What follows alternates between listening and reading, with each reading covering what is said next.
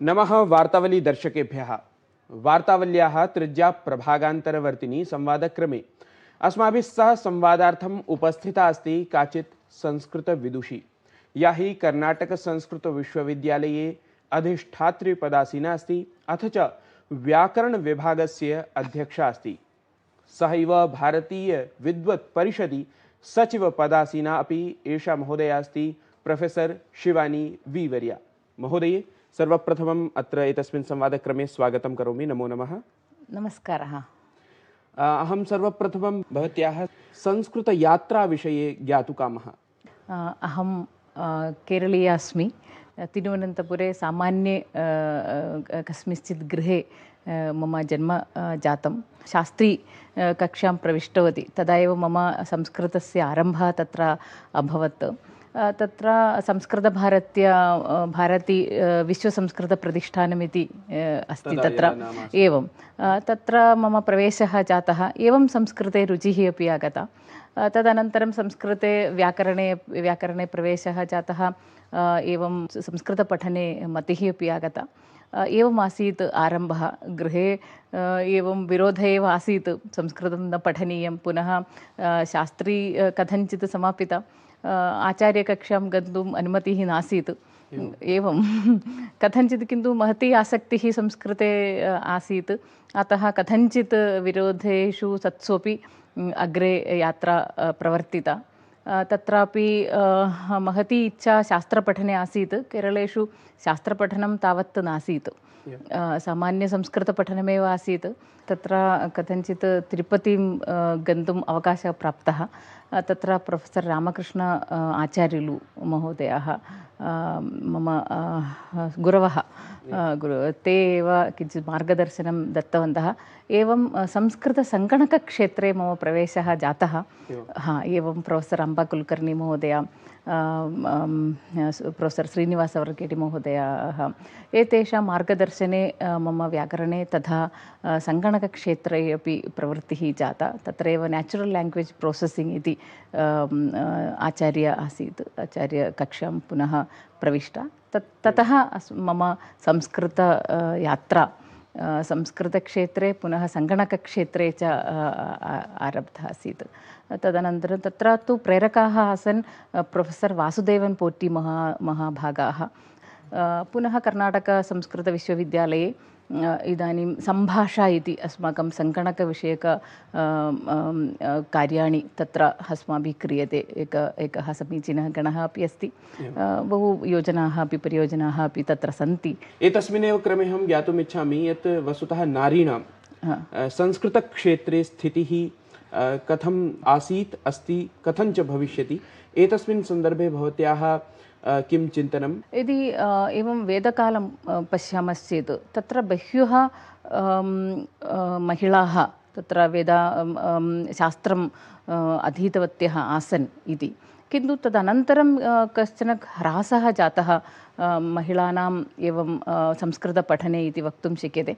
किन्तु इदानीन्तनस्थितिं पश्यामश्चेत् अधिकाः बालिकाः इदानीं विश्वविद्यालयस्तरे अथवा विद्यालयस्तरे पश्यामश्चेत् अधिकाः बालिकाः एव संस्कृतं पठन्ति।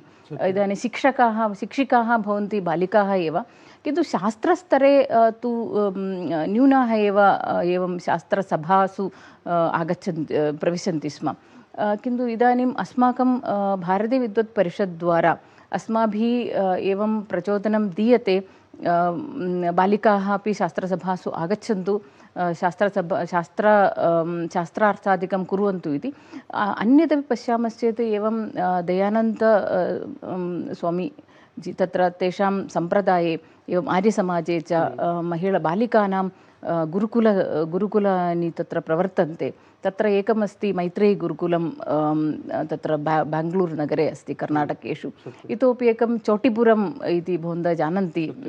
तत्र तु अत्यन्तं किम् आश्चर्यं भवति। एवं शस्त्रशास्त्रकलानां तत्र मेलनं तत्र जायते।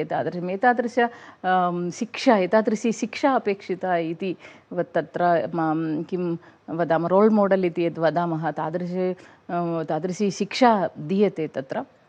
परिषत् तत्र कथं सहकुरुते? परिषत् इदानीं पश्यन्तु, अस्माभिः उडुपीनगरे एकं सत्रद्वयम् अस्माभिः आयोजितं।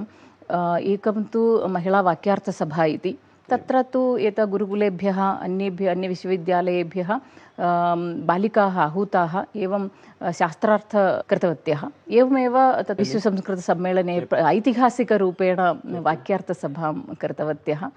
एतादृशम् अस्माभिः महिलानां शास्त्र पठनाय वयं प्रेरणां कुर्मः।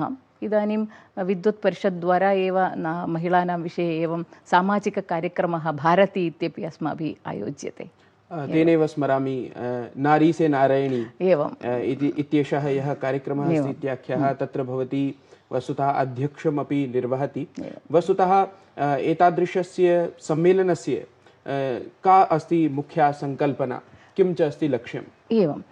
एवं भारती इति कश्चन सङ्कल्पः मनसि आगतः।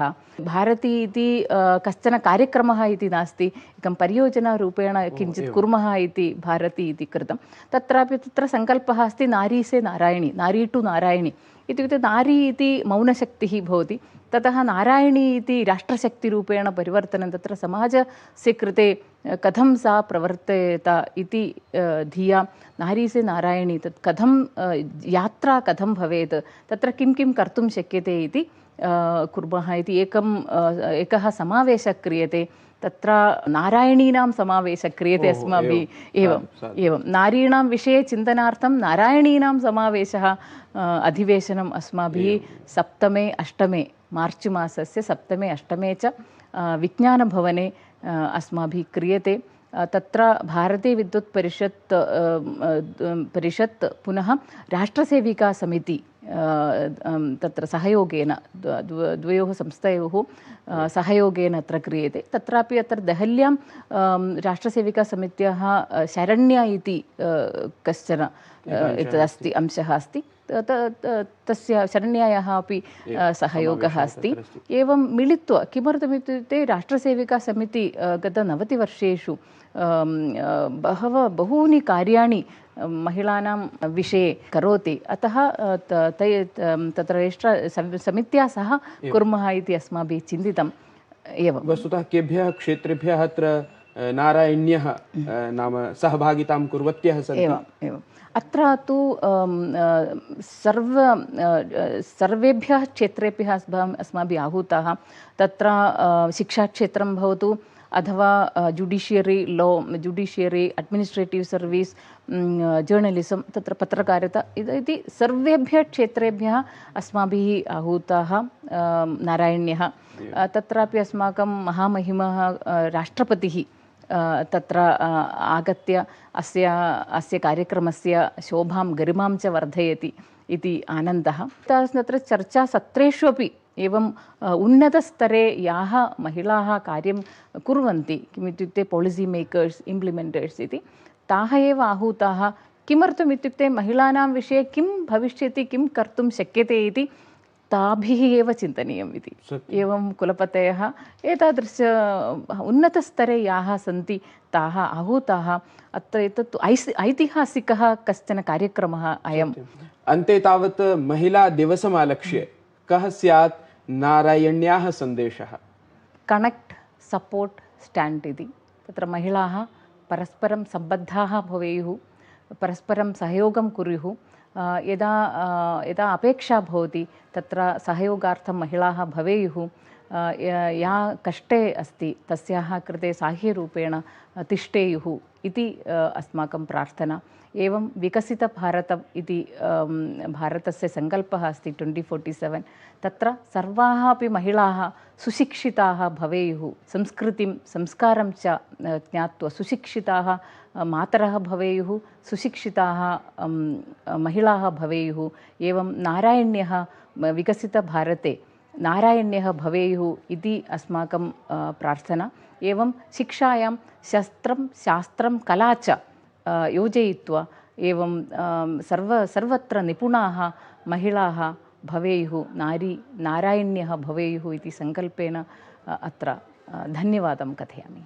अस्तु महोदये, अनेन महिलासम्बद्धसंवादेन अस्माकं समेऽपि वार्तावलीदर्शकाः अथ च विशेषरूपेण नारायणीस्वरूपाः दर्शिकाः तत्र लाभान्विताः स्युः। एतस्मै संवादार्थं भवती समयं कल्पितवती, तदर्थं दूरदर्शनपरिवारपक्षतः भवत्यै हार्दिकान् धन्यवादान् व्याहरामि। नमो नमः। एवम् अवकाशः दत्तवन्तः भवतामपि धन्यवादं कथयामि। नमस्कारः। नमस्कारः।